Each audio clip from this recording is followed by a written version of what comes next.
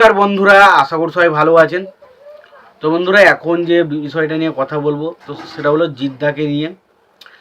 তো জিদ্দাকে নিয়ে এবং তার পাশাপাশি অবশ্যই যদি আরও কিছু আপডেট আছে সেগুলো জানাবো। তো প্রথম আসি জিদ্দার আপডেটটা নিয়ে।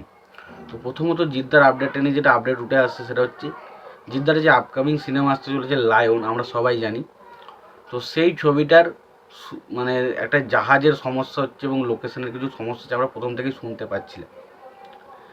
কিন্তু এখন যেটা জানা যাচ্ছে এই ছবির যে পরিচালক রায়হান রাফি তিনি কিন্তু বলেছেন যে তিনি জাহাজ দেখার জন্য থাইল্যান্ডে গিয়েছিলেন এবং থাইল্যান্ডে গিয়ে তিনি পুরোপুরি লোকেশন এবং জাহাজ পুরোপুরি দেখা হয়ে গেছে এবং তিনি ঠিক করেছেন লায়ন ছবির প্রথম পর্বের যে শ্যুটিংটা তিনি কিন্তু থাইল্যান্ডেই করবেন।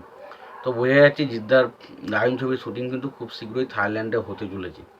এবার দেখা যাক ছবিটার শ্যুটিং কবে থেকে স্টার্ট হয় এবং ছবিটা যে টাইমে আসার কথা ছিল সেটা কি ছবিটা সেই টাইমে আসছে সেটাও দেখার মতো বিষয় হবে।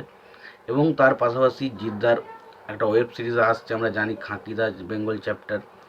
তো সেই ওয়েব সিরিজটা কেমন হয় সেটা তো তার দিকে তো নজর অবশ্যই থাকবে এবং সেখানে প্রসেনজিৎ এবং জিৎকে আমরা একসঙ্গে স্ক্রিন শেয়ার করতে দেবো, সেটা সত্যি অসম্ভব একটা ব্যাপার।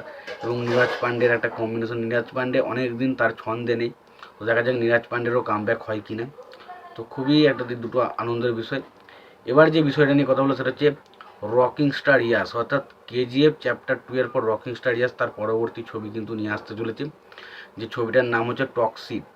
তো টক্সিক ছবির ফার্স্ট পোস্টার বেরিয়েছে, সেটা কেমন লাগলো যদি বলি, দেখুন পোস্টারটা এক কথায় বলতে গেলে একটু অন্যরকমভাবে ধাঁচে করা হয়েছে, যেটা আমরা পুরোনো দিনের গ্যাংস্টার ছবিতে যে ধরনের দেখতে পেতাম সেই ধরনের একটা গ্যাংস্টার টাইপের কিন্তু পোস্টার আমরা দেখতে পাই এবং পোস্টারটা সত্যি দারুণ। যেখানে আমরা পোস্টারে পুরোপুরি মুখটাকে রিভিল হতে দেখি না, দেখি যে একজন মানুষ টুপি পরে দাঁড়িয়ে রয়েছে, কিন্তু হাত আর মুখে স্মোক করছে এবং পাশে রয়েছে সেই ওল্ড মডেলের একটা গাড়ি।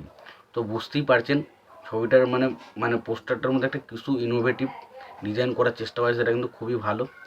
এরপর যে আপডেটটা নিয়ে কথা বলো সেটা রামচরণের গেম চেঞ্জার নিয়ে।